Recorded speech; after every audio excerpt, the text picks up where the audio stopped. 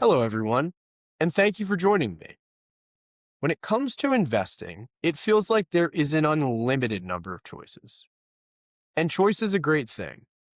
It means people have options and that the products and strategies better be competitive if they want to survive, all of which benefits you, the investor.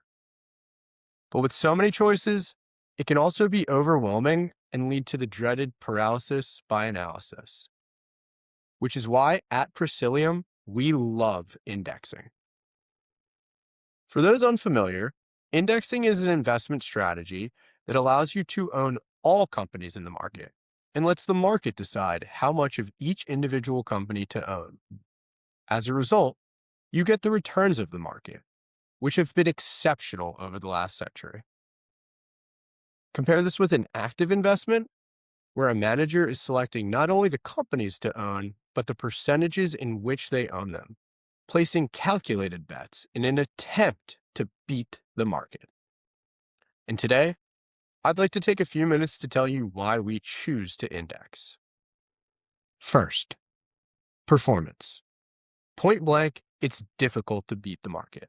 And I don't just mean difficult as in it's challenging, but with more work, more research, and more practice, it becomes doable. I mean difficult in the statistically next to impossible way. S&P Global keeps a scorecard of the performance of active managers against their index counterparts, essentially their measuring stick. And the data is pretty compelling. Over 1 year, about half of all active funds fail to beat their index benchmarks. A coin flip, not bad. Over 5 years, that number grows to about 4 out of 5 active funds failing to beat their benchmarks. Over 10 years, that number grows further to 9 out of 10 active funds failing to beat their index benchmarks. When creating a financial plan for decades to come, why would we ever choose something that has a 90% likelihood to underperform? Bringing me to point 2, cost. According to data from Fidelity Investments, the average difference in operating costs of an active investment versus an index investment is over half a percentage point. Compounded over the long term of your investing lifetime, and we're talking about hundreds of thousands, if not more, in dollars returned to you, the investor. And in the words of the index pioneer Jack Bogle, you get what you don't pay for. Meaning, the costs not paid on your investments directly result in increased returns. That's right. Simply by choosing not to play the game of what stocks are going to do best, you've effectively added a half a percentage point to your annual return. And when it comes to investing, long-term is our timeline of choice, which brings me to my favorite part of indexing. You own the winners. Perhaps the greatest benefit of indexing is that the gains accrue to the winners. Said differently, by indexing, you own the market, and by owning the market, you own the companies driving the returns. As of January 2026, the S&P 500 is up more than 2,700% since 1987. Also since 1987, roughly 75% of companies in the S&P 500 have underperformed the index. Close to 50% of companies in the S&P 500 have lost money, and around 8% of companies in the S&P 500 during that time have gone to zero.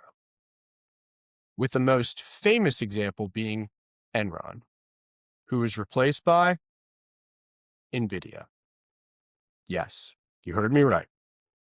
Enron, the company with arguably the greatest accounting scandal of all time, when kicked out of the S&P 500, was replaced by NVIDIA, the index's all-time most valuable company.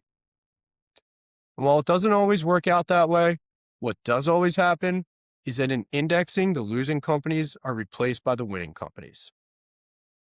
Think of it as Darwin's natural selection at work in the capital markets. So if NVIDIA or any other company falters, there will be another waiting to replace it and drive the next wave of innovation and growth.